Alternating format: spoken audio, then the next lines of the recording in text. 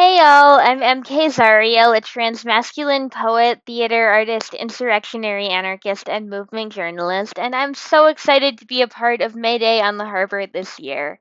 Today I'll be reading some of my poetry, which is basically critical theory if it were melodramatic, and written at 2 a.m. while crying to classic queercore. So, I'd like to start out with the poem I wrote that's half love letter and half critique called Pride Was a Riot and We Are Not. Previously published in By the Beach, all about the queer anarchist community in the Midwest and everywhere else, our infighting and drama and the paradoxical way it builds community, and also the problems we have with effective communication. Shout out to the Signal thread. There is a fight in every encrypted chat. Glitter in all of our hair, and I've lost 5 friends and counting to some grand discourse of zines we haven't read.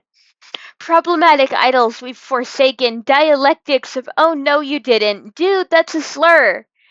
That's what we call pride, isn't it? There is a folding table at an event full of tired devotees to trademarked resistance, half of whom are nonprofit adherents, commiserating about their children, defying family, sinking into broken tapestries, woven contradictions. Their matching sweaters and suspiciously lesbian haircuts gleaming under the scrutiny of infighting. Like the drag artists who populate every other folding table, makeup smudging, unrelenting sun, blasting the pop anthems of Top 50 assimilated through the grimacing sky. All of us crave to flip the table at this point, throwing all our vaguely arcane literature, our refreshments that smell of panic attacks to the ground.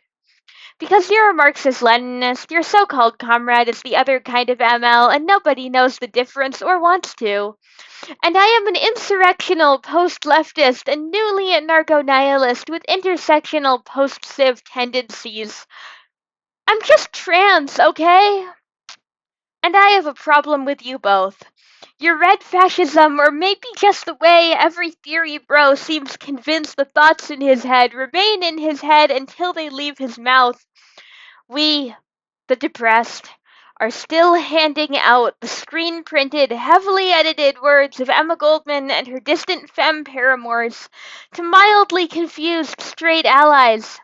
Despite our different politics, our wildly varied emoji choices, we all wish the straightest of our allies would just love who they love.